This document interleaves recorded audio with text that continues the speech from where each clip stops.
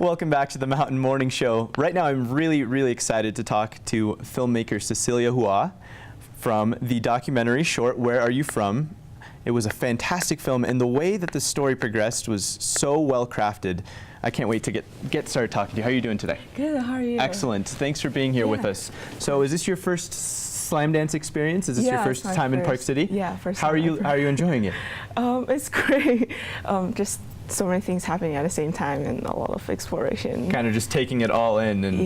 Well, excellent. Well, we're super pleasure to have you here. I thought your film was so well crafted. The way that the story goes from, to me, it meant it was an acceptance of yourself and a shift from shame to pride. Right. So tell me about the process of making this film. How long did it take you, and why did you start this in the first place? Yeah, so I guess I had been having this idea on my mind for a really long time, because the idea of shame, or just thought I wanted to make a project about it.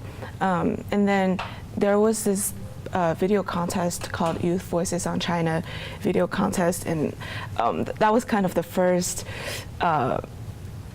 inspiration, like a place for me to submit or to create something to submit to that contest, and that's kind of where this video started.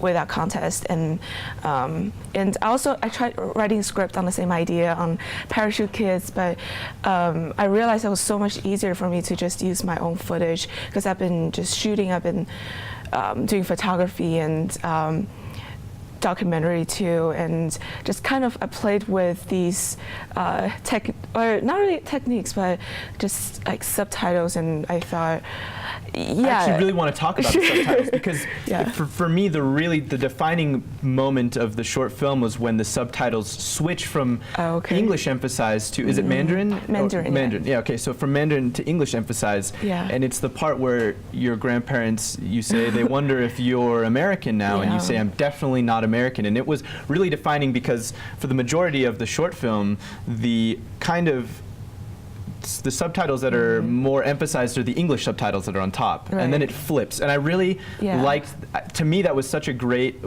way to show your pride in who you are, and coming back to the pridefulness from being ashamed of where you come from. And can you kind of talk on that? Sure. Was that something that you had thought of before you made the film, or is that something that you were like, this is a great way to get my point across? I guess I didn't decide when to switch, but I knew I wanted to use subtitles, and I was thinking if I should use voiceovers, but I think I was trying to find a way to kind of internalize my thoughts.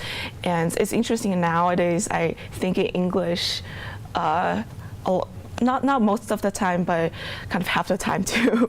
And I think that will kind of play a contrast between who I am here today and how I behave, or who I am back at home. And I guess kind of the things traveling through the airport, all the international students, they relate to that. You just kind of go through different airports and you do layovers, and then the switch between kind of what you see in China is really different. Like you feel different, and people how like kind of push you around, or I mean push you away from the crowd, and and I got these inspirations from just me going to I saw this gallery, kind of a video installation, and they used more non-traditional, non-narrative structures too, and I thought that was really interesting. I think the way that you structured, like you said, non-narrative, it's fantastic. The way for this topic and for this, it worked perfectly, in my opinion. I think to script it and to do a voiceover would have kind of taken away from the internalization that it takes to kind of read the. It's reading a story. To me, it was almost like it was poetic. The way that you, the cadence of everything, the pacing of the way the subtitles kind of came at you was very poetic, in my opinion. So you did a really fantastic job on that, and I was blown away. It really touched me for sure. And I guess another thing is that my second draft of the film, I felt it differently. If you said it's a transition from shame to pride, I think my second draft definitely helped me internalize it even more as I edited it, because the first draft I definitely focused more on shame, and by the time I still wasn't as comfortable as I kind of found a peace just throughout the process too.